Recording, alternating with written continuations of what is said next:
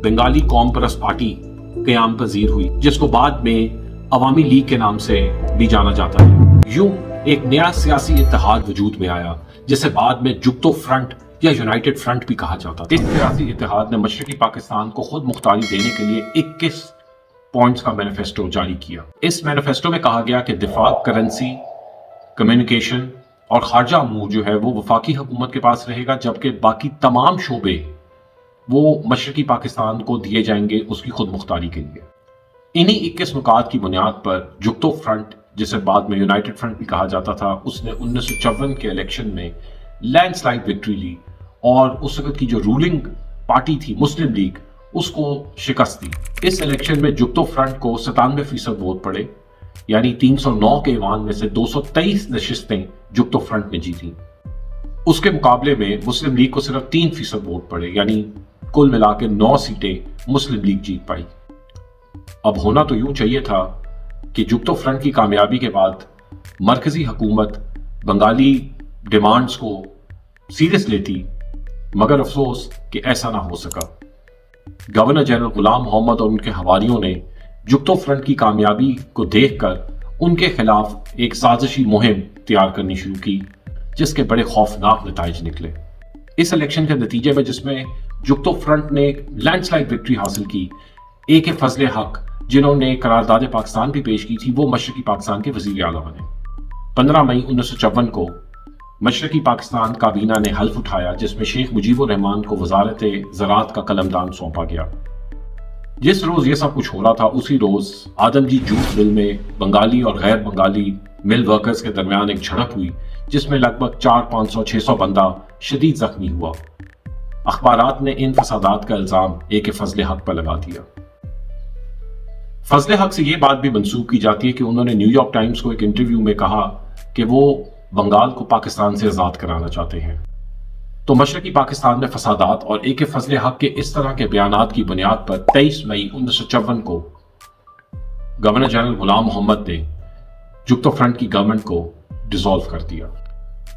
A K. फजले हक को गद्दार करार देकर घर में नजर बंद कर दिया। उर्दू बंगाली झगड़े के बाद ये दूसरा वाकया था जिसने शेख मुजीबुर रहमान के दिल में मगरबी पाकिस्तान के लिए नफरत को भड़काया। अगरचे बाद में ए.के. फजले हक को 1955 में पाकिस्तान का वजीर दाखिला भी बनाया गया। हुसैन शहीद सोहरवर्दी 1956 से लेकर 1957 तक पाकिस्तान के वजीर आजम भी रहे। इसी तरह 1955 में शेख मुजीबुर रहमान भी आइन साज असेंबली के रुकन मुंतखब हुए। इसके अलावा वो हुसैन शहीद सोहरवर्दी की काबीना में वजीर सनत भी थे। मगर जुक्तो फ्रंट की हुकूमत को जिस तरह गिराया गया और जिस किस्म की बाद में इल्जाम तराशियां हुई, वो दिल आपस में दोबारा जुड़ नहीं सके। लेकिन इसके बावजूद शेख मुजीबुर रहमान अभी भी पाकिस्तान के साथ रहना चाहते थे। वो पाकिस्तान की आइन साज असेंबली के रुकन भी थे। आप में से बहुतों को जानकर ये हैरत होगी कि 1956 का जब आइन तैयार किया जा रहा था, तो उसकी तैयार करने वाली कमेटी में शेख मुजीबुर रहमान भी शामिल थे। शेख मुजीबुर रहमान और मशरकी पाकिस्तान के कई दीगर अराकीन की शमूलियत की वजह से बंगाली को उर्दू के साथ कौमी जबान का दर्जा दे दिया गया था। ताहम 1956 के आइन में मशरकी और मगरबी पाकिस्तान की जो सीटों की तादाद थी नेशनल असेंबली की, वो बराबर रखी गई थी, यानी 155 सीटें तमाम सूबों को अलॉट की गईं, बेशक उसकी आबादी ज्यादा हो या कम हो। बज़ाहिर कुछ देर के लिए गिले शिकवे तो खत्म हो गए थे। दोस्तों, 1956 के आइन ने एक हल्की सी किरण पैदा की थी, जिससे लगता था कि मशरकी और मगरबी पाकिस्तान आपस में साथ साथ मिलकर चल सकते हैं। इसी आइन के तहत 1959 में जनरल इलेक्शंस भी पाकिस्तान में होने थे। अगर ये इलेक्शन और सियासी अमल को जारी रखा जाता, तो शायद शेख मुजीबुर रहमान और उनके बहुत सारे साथी जो उन जैसी सोच रखते थे, वो शायद अलहदगी की तरफ कभी ना बढ़ते। मगर हुआ इसके बिल्कुल बरअक्स। 1958 में जनरल सिकंदर मिर्जा ने जनरल अयूब खान के साथ मिलकर पाकिस्तान के आइन को मुअत्तल कर दिया और पूरे पाकिस्तान में मार्शल लॉ नाफिज कर दिया। इससे एक सियासी अमल के तो पूरे परखचे उड़ के रह गए। बड़े बड़े सियासी लीडरों को गिरफ्तार कर लिया गया मशरकी और मगरबी पाकिस्तान में, जिनमें शेख मुजीबुर रहमान भी थे। वो 1961 तक वक्फे से जेल में जाते और जेल से बाहर आते तक लगभग 3 साल वो जनरल अयूब खान के मार्शल लॉ में वो जेल में रहे। इसी दौरान 1959 में जब वो एक दफा रिहा हुए, تو انہوں نے اپنے کچھ دوستوں سے ایک انکشاف کیا، اور وہ انکشاف یہ تھا کہ اب انہوں نے یہ تہیہ کر لیا تھا کہ وہ بنگال کو پاکستان سے علیحدہ کر لیں گے۔ تو دوستو 1958 کا مارشل لاء وہ تیسرا واقعہ ثابت ہوا جس نے شیخ مجیب الرحمان کو علیحدگی کی طرف پوری طرح دھکیل دیا۔ 1961 میں دوستو شیخ مجیب الرحمان کو فائنلی رہائی ملی اور وہ جیل سے باہر آئے۔ حسین شہید سہروردی جو بیروت میں جلا وطن تھے، ان کا اچانک انتقال ہو گیا۔ ان کے انتقال کے بعد عوامی لیگ اور مشرقی پاکستان کی جو تمام سیاست کا محور تھے وہ شیخ مجیب الرحمان بن گئے۔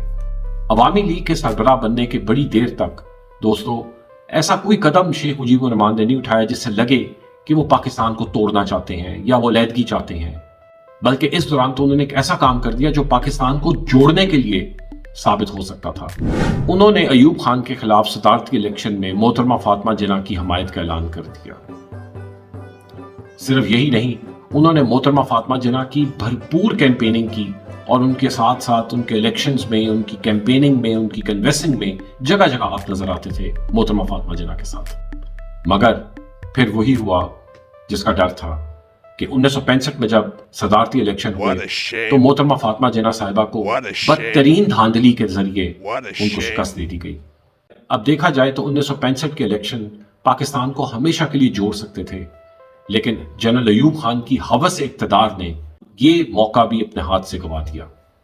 اگر محترمہ فاطمہ جناح صدر بن جاتی یا پاکستان میں فری اینڈ فیئر الیکشن ہو جاتے تو شیخ، لیکن بدترین دھاندلی، الزام تراشی، غدار جیسے الزام ایک دوسرے پہ لگانے، جہاں ایوب خان اور ان کے حواریوں نے محترمہ فاطمہ جناح کو غدار وطن ڈکلیئر کیا، جیسے واقعات کو دیکھتے ہوئے ایوب خان نے پاکستان کو ایک رکھنے کا جو آخری موقع تھا وہ بھی اپنے ہاتھ سے گنوا دیا۔ فاطمہ جناح کی ہار کے بعد شیخ مجیب الرحمان کی زندگی میں اب ایک اہم واقعہ پیش آیا جس نے ان کو سیاسی طور پہ ہلا کے رکھ دیا، اور وہ تھا دوستو اگرتلہ سازش کیس۔ مجیب الرحمان بالکل مان جاتے کیونکہ وہ محترمہ فاطمہ جناح کو پہلے ہی اپنا لیڈر مان چکے ہوئے تھے۔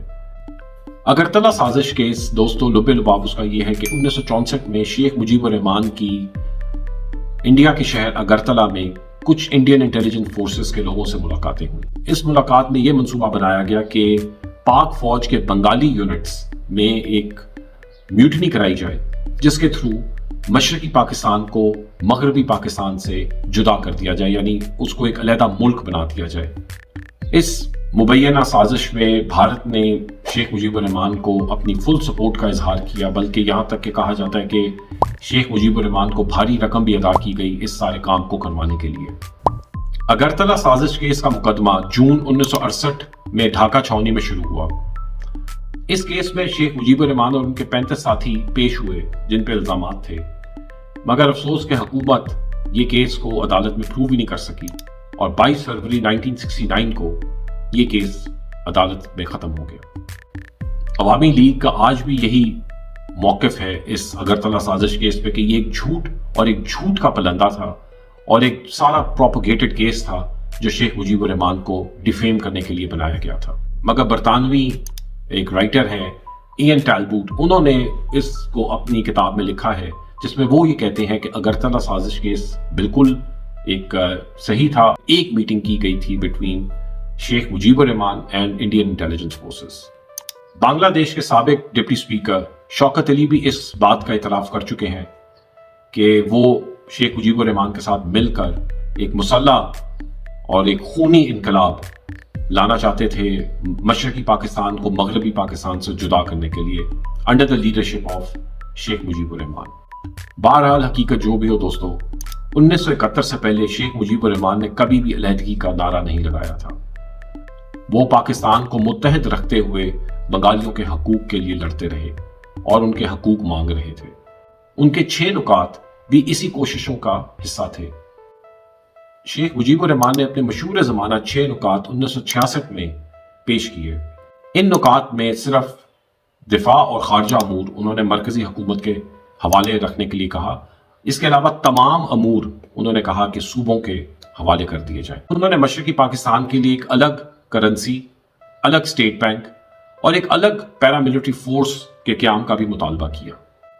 شیخ مجیب الرحمان نے اپنے یہ 6 نکات 1966 میں لاہور میں اپوزیشن کی نیشنل کانفرنس میں پیش کیے۔ اس کانفرنس میں پاکستان کے بڑے نامور سیاستدان اپنے وقت کے جیسے مولانا مودودی اور نوابزادہ نصر اللہ خان بھی شریک تھے۔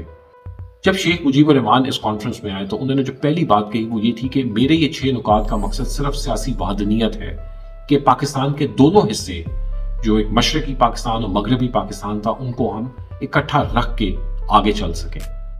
انہوں نے نہ صرف یہ بات اس کانفرنس میں کی بلکہ لاہور میں ایک انٹرویو میں بھی کہی، جہاں پر انہوں نے 1965 کی جنگ کا حوالہ دیتے ہوئے بتایا کہ جب انڈیا نے 1965 میں پاکستان پہ حملہ کیا تھا تو مغربی پاکستان کا رابطہ مشرقی پاکستان کے صوبے سے بالکل کٹ چکا ہوا تھا، لیکن یہ مشرقی پاکستان کے عوام کی حب الوطنی تھی کہ رابطہ کٹنے کے باوجود انہوں نے پاکستان کی وحدانیت اور پاکستان کی ایکتا کے اوپر کسی قسم کی کوئی آنچ نہیں آنے دی۔ شیخ مجیب الرحمان نے کہا کہ اگر ہمیں قومی اتحاد اور سالمیت کو برقرار رکھنا ہے تو وہ ہمیں صحیح جمہوری حکومت اور علاقائی خود مختاری سے ہی حاصل ہوگی۔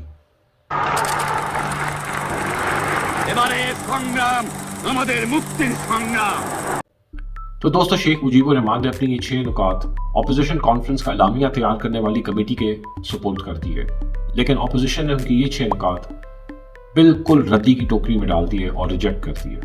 نوابزادہ نصر اللہ خان اور مولانا مودودی نے تو ان 6 نکات کے خلاف پوری پراپر کیمپین چلائی۔ مولانا مودودی جب ڈھاکہ گئے اور وہاں پر انہوں نے ایک جلسے سے خطاب کیا تو انہوں نے کہا کہ یہ 6 نکات پاکستان کو تقسیم کر دیں گے۔ تو دوستو، یہ بڑی ایک لاجیکل بات تھی شیخ مجیب الرحمان کی کہ اتنے فاصلے پر خود مختاری کے بغیر اپنی علاقائی سلامتی، اپنی ایگزسٹنس کو برقرار رکھنا ایک بڑا مشکل کام تھا۔